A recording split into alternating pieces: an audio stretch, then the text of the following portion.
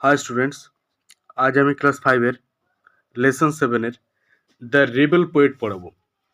দেখো, রেবেল বলতে হচ্ছে বিদ্রোহী, আর পোয়েট মানে কবি।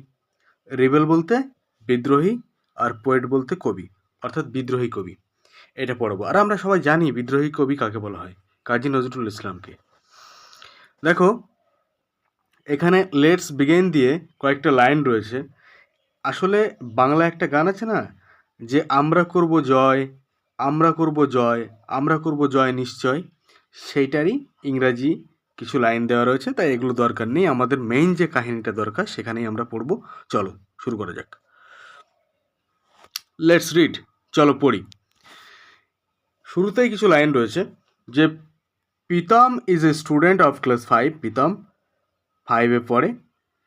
হি returns home from school all excited. সে উত্তেজিত হয়ে বাড়িতে আসলো স্কুল থেকে। He finds his father reading a newspaper. সে দেখলো তার বাবা একটি খবরের কাগজ পড়ছে। প্রীতম প্রীতম বলছে আর কি, father guess what happened today. বাবা গেস করো, অর্থাৎ গেস বলতে অনুমান করো, আজকে কি ঘটেছে। ফাদার হোয়াট ডিয়ার, কি হয়েছে প্রিয়। Pritam our teacher has asked us our teacher has asked us to sing a patriotic song on the Republic Day. আমাদের শিক্ষক মহাশয় বা আমাদের শিক্ষক আমাদেরকে একটি পেট্রিয়টিক সং অর্থাৎ একটা দেশাত্মবোধক গান গাইতে বলেছেন রিপাবলিক ডেতে। অর্থাৎ রিপাবলিক ডে বলতে প্রজাতন্ত্র দিবসে। প্রজাতন্ত্র দিবসে আমাদের শিক্ষক আমাদের একটি পেট্রিয়টিক সং অর্থাৎ দেশাত্মবোধক গান গাইতে বলেছেন। Father which song are you gonna sing son. তুমি কোন গান গাইতে যাচ্ছ ছেলে। Pritam ma'am suggested that we should sing কারার ওই লৌহ কপট। ম্যাম অর্থাৎ তাদের স্কুলের যে শিক্ষিকা, তিনি সাজেস্ট করেছেন, অর্থাৎ ম্যাম সাজেস্ট করেছেন অর্থাৎ প্রস্তাব দিয়েছেন বা পরামর্শ দিয়েছেন যে আমাদের উচিত কারার ওই লৌহ কপট গানটি গাওয়ার জন্য। Father do you know who has written the song Pritam. তুমি কি জানো গানটি কে লিখেছে প্রীতম। প্রীতম নো ফাদার, না বাবা। Father he is our great poet, সে হয় আমাদের মহান কবি কাজী নজরুল ইসলাম। মানে তিনি হচ্ছেন আমাদের মহান কবি কাজী নজরুল ইসলাম।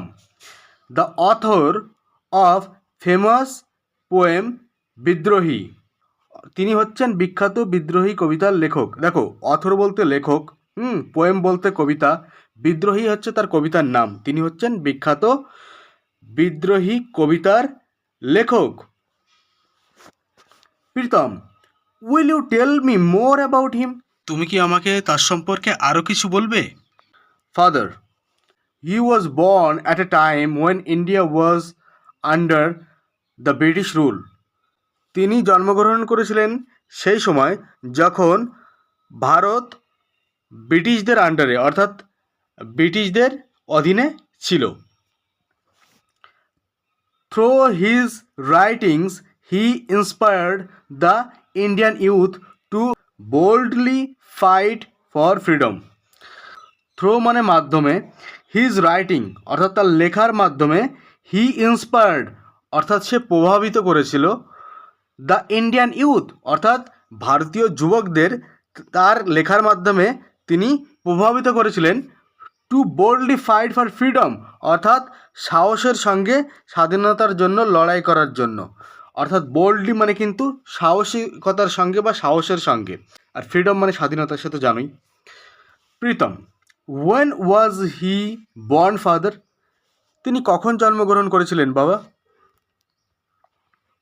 Father he was born on 24th May 1899 in the village of Churulia. অর্থাৎ তিনি জন্মগ্রহণ করেছিলেন 24শে মে 1899 সালে চুরুলিয়া গ্রামে। দিস ওয়াজ নিয়ার আসানসোল, এটা আসানসোলের কাছে। ইন দ্য বর্ধমান ডিস্ট্রিক্ট, অর্থাৎ এটা বর্ধমান জেলায়। অফ আনডিভাইডেড বেঙ্গল, এটা ছিল অবিভক্ত বাংলার বর্ধমান জেলায়, যেটা আসানসোলের কাছে। অ্যাজ এ চাইল্ড, অর্থাৎ শৈশব থেকে।